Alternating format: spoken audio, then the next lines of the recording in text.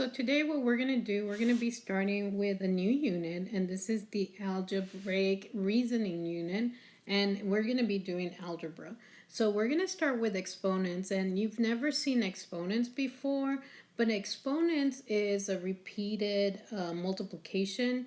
You know how multiplication is a repeated addition, so if you do 2 plus 2 plus 2 plus 2, then you could also do 2 times 4.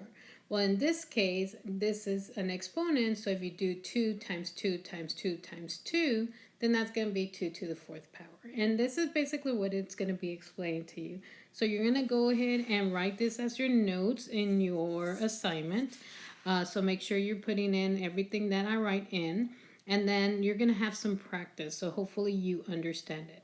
So here is what your blank should be. So number 1, it says a base is the factor that is going to be used in repeated multiplication. So in other words, the 5 is your base. So that's the number that we're going to be using over and over again. Now, an exponent shows how many times the base will be a factor in the expression. So here, the 4 is your exponent. So let me explain. So if we're doing our problem as an exponential form, then we write it as 5 to the fourth power. But in expanded form, you would write it as 5 times 5 times 5 times 5. So in other words, I'm going to do that again, times 5. I ran out of space. So in other words, 5 to the fourth power means you're multiplying 5 times 5 times 5 times 5 times 5. It doesn't mean it's 5 times 4 because that's just a repeated addition. So this exponential form shows 5 to the fourth power, which is your repeated multiplication. So let's do some practice. Make sure you write this into your problem for number 1, and then go to number 2. Stop the video and go to number 2 because that's going to go ahead and have you practice it. So here what you're going to be doing, you're going to be identifying the base and identifying the exponent in each of the problems.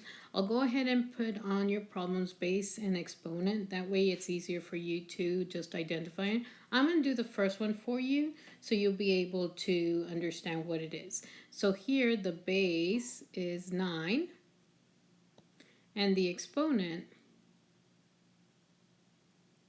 is 4.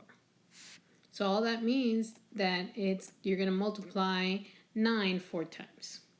So make sure you write this on your problem, and you're just going to enter 9 and 4 because I'm going to go ahead and put base and exponents for you.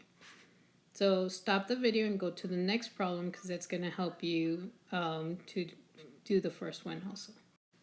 So on this one, all you're doing is you're going to be writing each of the problem in exponential form.